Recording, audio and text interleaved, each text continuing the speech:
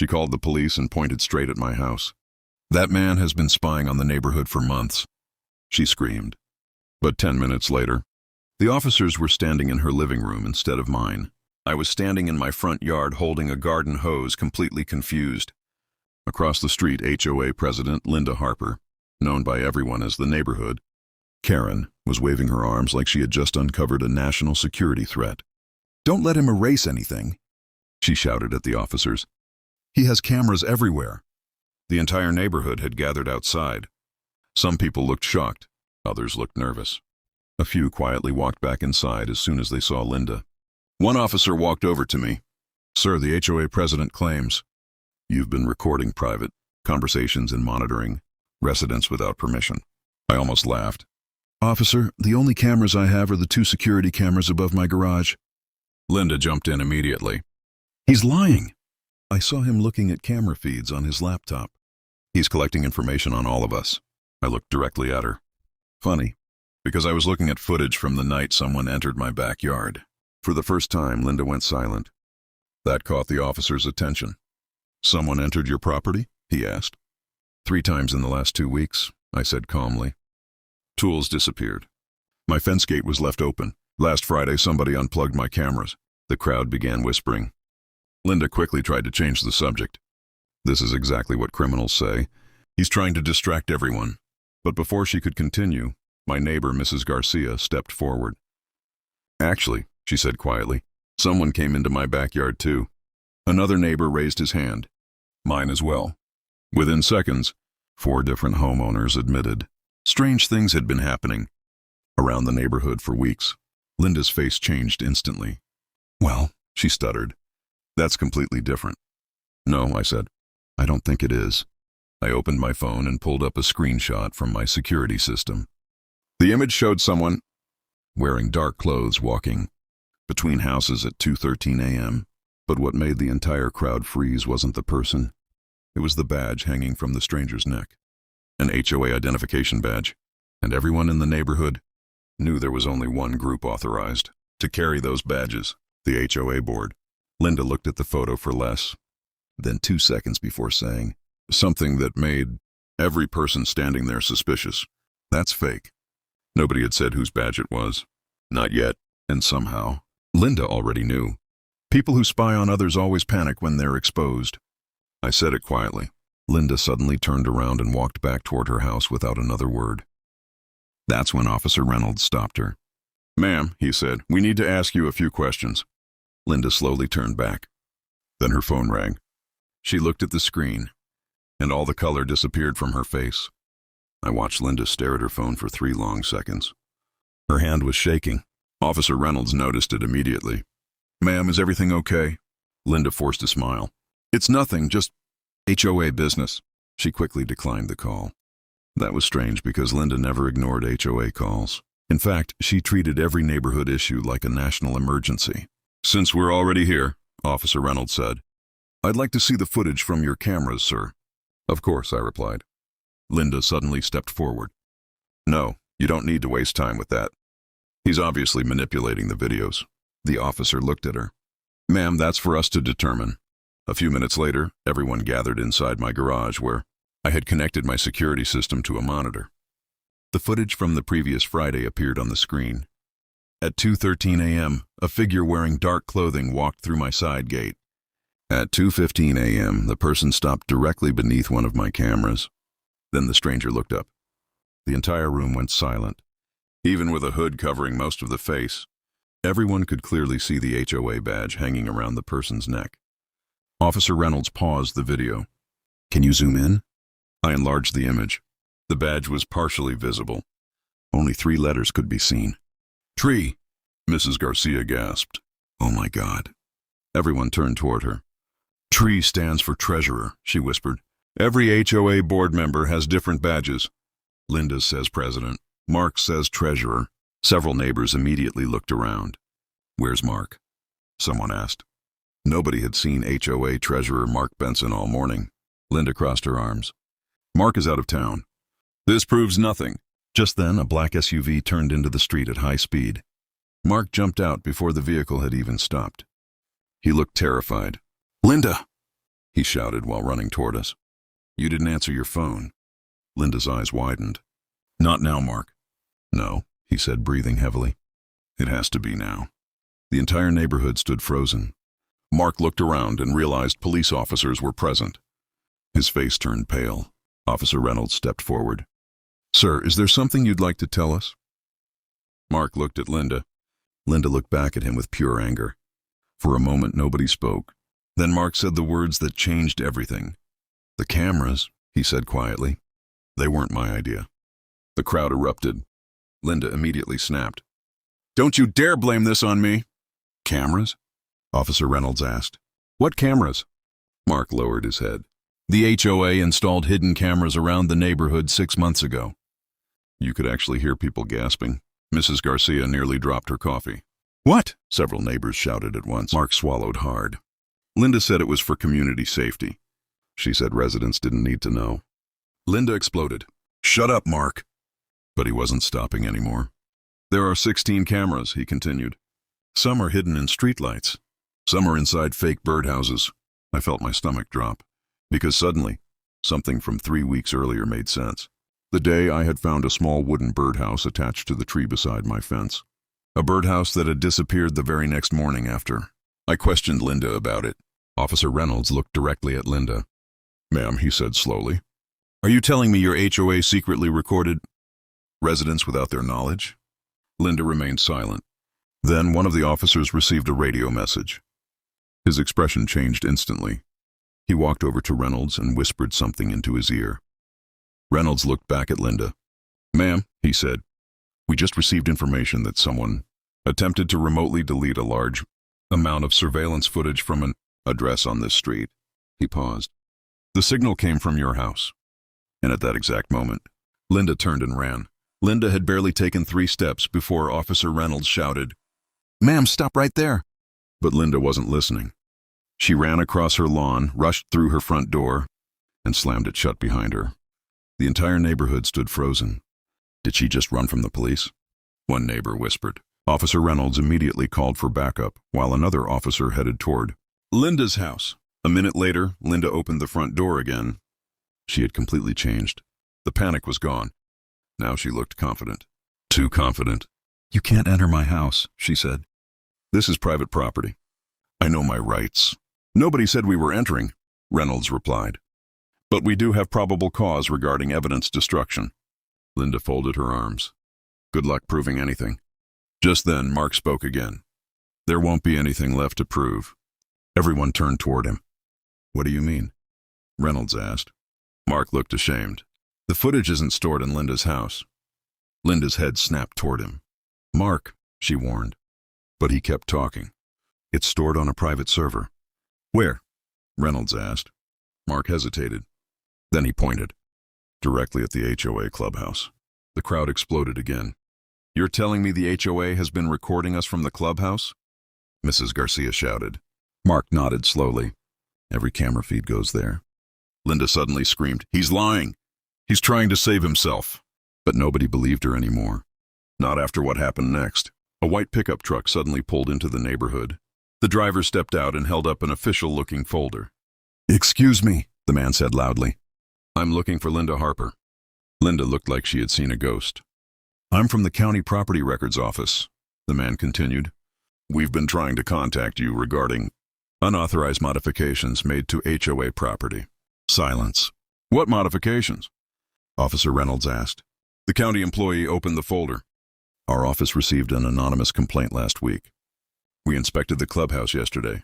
He pulled out several photographs. The photos showed walls removed inside the clubhouse, hidden wiring, computer racks, recording equipment, monitors, an entire surveillance room. People began shouting. One neighbor yelled, She turned the clubhouse into a spy center. But the county employee wasn't finished. There's another issue, he said. He handed a document to Officer Reynolds. The renovation funds came from HOA reserve money. Several residents looked confused. Then Mark quietly said, That's the emergency fund. Everyone went silent. The HOA emergency reserve contained nearly $500,000. Money meant for storms, fires, and major repairs. Mrs. Garcia covered her mouth. You used our emergency money to spy on us? Linda finally broke. No, I said calmly. You wanted control. Linda pointed at me. This is your fault. Ever since you moved here, people stopped listening to me. That statement caught everyone's attention. I had moved into the neighborhood only 8 months earlier. And during those 8 months, I had challenged several HOA violations that didn't make sense. I had forced the board to show financial records. I had questioned missing funds. I had refused to pay illegal fines. Suddenly, a terrible thought crossed my mind. I looked at Mark. Did this start after I moved in? Mark couldn't even look me in the eyes. Yes. The entire neighborhood became silent again. Linda ordered extra cameras around your house, he admitted. She said you were a threat to the HOA. Officer Reynolds slowly turned toward Linda. Ma'am, he said, how many cameras were focused on this resident's property? Mark answered before Linda could. 9. I only had 2 security cameras. Linda had 9 pointed at my family. And then Mark revealed the secret Linda had been trying to hide from everyone. There was 1 more camera, he said quietly. It was inside his backyard. Every person standing there gasped, because placing a hidden camera inside someone's fenced backyard wasn't just unethical. It was a crime. I was protecting this community, she screamed. You people don't understand. Someone had to watch what was happening. You put a camera inside my backyard, I asked. For the first time that day, my voice wasn't calm. My wife, Sarah, had been sitting on that patio almost every evening. My 12-year-old daughter played there with our dog. Family barbecues, birthdays, private moments, all of it. Linda looked away. That told me everything. Officer Reynolds immediately turned to Mark. Where exactly is this camera? Mark pointed toward my property, in the old oak tree behind the fence. I didn't wait. I walked straight to the back of my yard, followed by half the neighborhood and 2 officers. Mark led us to the large oak tree near the rear fence line. At first I saw nothing. Then Mark pointed upward. Hidden among the branches was a small green box, almost impossible to notice from the ground. One officer climbed a ladder and removed it. The moment he brought it down, the crowd erupted. It wasn't just a camera. It had a microphone. Mrs. Garcia looked horrified. She recorded audio too? The officer checked the device. Looks that way. Sarah grabbed my hand tightly. My daughter had spent countless afternoons in that backyard. The thought made me sick. Officer Reynolds looked furious. Ma'am, this situation is becoming much more serious. Linda still refused to back down. You don't understand, she shouted from across the yard. I had permission. From who? Reynolds asked. Linda hesitated. Then she said, the HOA legal advisor. Mark immediately shook his head. No, he never approved this. Yes, he did, Linda snapped. No, Mark said firmly, because there is no HOA legal advisor. The neighborhood went silent again. What? Several residents asked at once. Mark sighed. Linda fired the real attorney 8 months ago. 8 months, exactly when I had moved into the neighborhood. She told everyone he retired, Mark continued. But he refused to approve the surveillance project. Linda screamed, Stop talking! But Mark was done protecting her. He threatened to report the board if we continued. So Linda replaced him with fake legal letters she wrote herself. The crowd exploded. People started pulling old HOA notices out of folders and phones. One neighbor shouted, Wait, are you saying all those legal warnings weren't real? Mark slowly nodded. Most of them weren't. Officer Reynolds exchanged a look with another officer. This had gone far beyond hidden cameras. Then my phone buzzed. It was a notification from my home security system. Someone was inside my garage.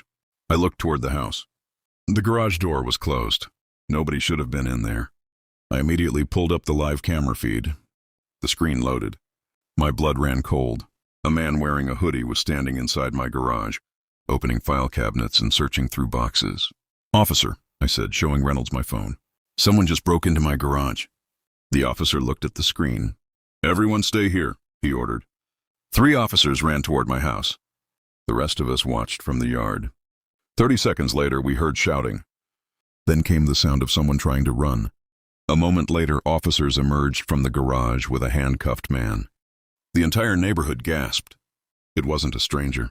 It was David Collins, the HOA vice president, Linda's closest ally. As officers brought him across the lawn, a small flash drive fell from his pocket. Officer Reynolds picked it up. What is this? David looked down. He said nothing. Mark closed his eyes. Oh no, he whispered. Reynolds looked at him. What? Mark took a deep breath. That's the backup drive. The backup of what? Mark swallowed hard. The recordings. Thousands of hours of secret recordings. And judging by the look on Linda's face, there was something on those files she desperately didn't want anyone to see. Before anyone could say another word, Linda shouted, "Don't touch that drive." Every head turned toward her. Officer Reynolds looked down at the flash drive in his hand, then back at Linda. "Ma'am, you may want to stop talking." But Linda had completely lost control. "Those files are HOA property," she yelled. "You can't take them." David, still handcuffed, finally spoke. "They're not HOA files anymore, Linda." She stared at him. "What did you just say?" David looked exhausted. "I made copies." Linda's face turned white. "You promised you deleted them." "I was going to," David said. "But after you started blaming everyone, I kept them." The neighborhood stood in complete silence. Officer Reynolds secured the flash drive as additional officers arrived. A search warrant for the clubhouse and Linda's home was obtained later that afternoon. Nobody expected what investigators would find. The so-called surveillance room inside the clubhouse was even bigger than Mark had described. There were monitors covering almost every street in the neighborhood. Detailed files had been created on residents. Some folders contained photographs, notes about visitors, vehicle movements, arguments between neighbors, and copies of personal schedules. But one discovery shocked everyone. Linda had not only been spying on residents, she had been using the recordings to target them. Investigators found emails showing that HOA fines were issued based on private recordings. Several families had been threatened with violations after Linda secretly watched activities taking place on their own property. And then came the final twist. 3 days later, Officer Reynolds called me. "Mr. Carter," he said, "there's something you need to know." "What is it?" "The financial investigation is complete." I expected missing money. I did not expect this. Nearly $380,000 had disappeared from HOA accounts over the previous 3 years. The money had been moved through fake security contracts signed by Linda. The companies receiving the payments didn't exist. Linda had created them herself. The surveillance program wasn't just about control. It had been hiding financial fraud.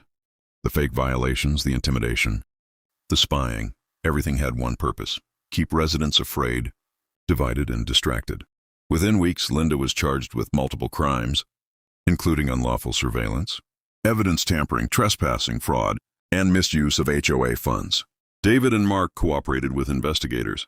Mark avoided criminal charges because he had come forward and helped expose the scheme, while David faced lesser charges for his role.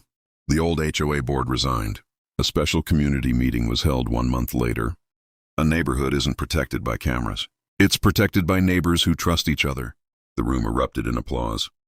The residents voted to dissolve the old HOA board and elect a completely new one with full financial transparency.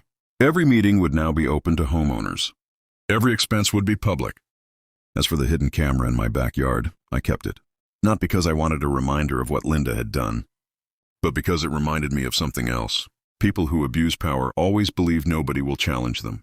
They're usually wrong. Because sometimes the person they try hardest to silence is the one who exposes everything. And in America, no one should ever be told they don't have privacy on their own land. For the first time since I had moved into the neighborhood, nobody argued. Nobody shouted. People simply talked. Neighbors who barely knew each other shared coffee, exchanged phone numbers, and started rebuilding trust. Mrs. Garcia stood up during the meeting and said something nobody forgot.